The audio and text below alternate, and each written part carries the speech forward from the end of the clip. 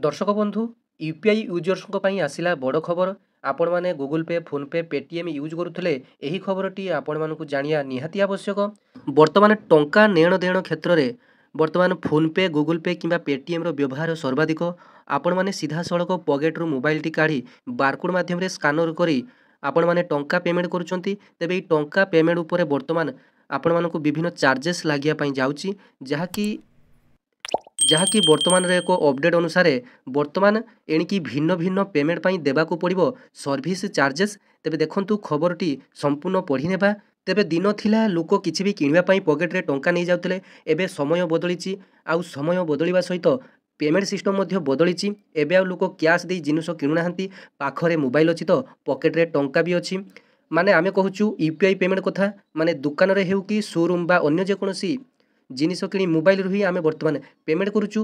तेबे यूपीआई द्वारा पेमेंट सहज होइतिबारु लोके घरे बसी अति सहजरे सबकिछि किनि पारुचंती एवं बिल मध्य पेमेंट करि पारुचंती।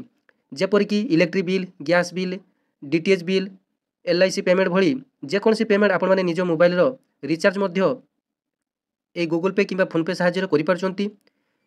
एवं जेतेबेले आपण माने निज मोबाइल रो रिचार्ज करुचंती सेतेबेले पूर्वरु आपण मानकु निर्धारित टंका आपण मानकर प्लान अनुसार आपण मानकु दबा पई पडुथला। एवं एतद व्यतीत बर्तमान आपण मानकर प्लान व्यतीत आपण मानकु 2 टंका लेखाए एक्स्ट्रा चार्जेस पडुची आपण मानकर मोबाइल रो जेमिति रिचार्ज पई। एमिति आपण मानकर प्रत्येक ट्रांजैक्शन पई बर्तमान अधिक टंका दबाकू पड़ियो बोली जहाँकि बर्तमान अपडेट आसीची। तेबे देखंतु एणिकी भिन्न भिन्न पेमेंट पई शुल्क देबाकू पड़ी पारे।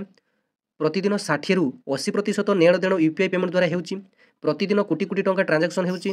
देश में अनेक कंपनी यूपीआई सिस्टम ठारू आरंभ करी फोन पे गूगल पे पेटीएम सबुठारू अधिक व्यवहार करुचंती। एही सब कंपनी यूपीआई ट्रांजैक्शन पई कोनोसी शुल्क नेउ नथिले, किंतु एणिकी भिन्न भिन्न ट्रांजैक्शन पई दे देबाकू पड़ी पारे। पूर्वरु यूपीआई द्वारा मोबाइल रिचार्ज पई शुल्क देबाकू पड़ू नथला। पूर्वरु मु जो कथा आपण मानको एबे जस्ट कहि गली एईटा मध्ये आपण मानकर लेखा जायछि देखंतु, किंतु एबे मोबाइल रिचार्ज पई शुल्क देबाकू आपण मानको पड़ुची। सेहीपरि बर्तमान भिन्न भिन्न पेमेंट उपरे शुल्क देबाकू मध्य पड़ुची। तेबे जातीय गणमाध्यम प्रकाश पाइथिबा एक रिपोर्ट आधार में गूगल पे इलेक्ट्रिक बिल पैठ उपरे कन्वीनियंस फी नहीं ग्राहकों ठारू सीधा सड़क भाव में एकाथरके 15 टंकार शुल्क नहीं गूगल पे। तेबे यूजर्स जनक क्रेडिट कार्ड साहाय्य नहीं गूगल पे रु बिल पैठ करथिले, जेउथिरे तांकू 15 टंका चार्ज देबाकू पड़िछि।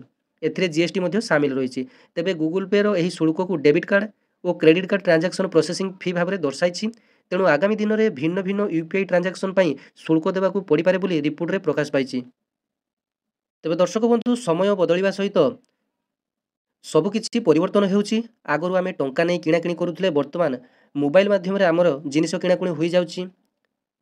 तेबे बर्तमान मॉडर्न जुग बा कैशलेस जुग रे सरकार जीएसटी उपरे जीएसटी केवल नहीं चलचंती। तेबे आशा करबी भिडियोटी आपण मानकु भल लागिथिबो।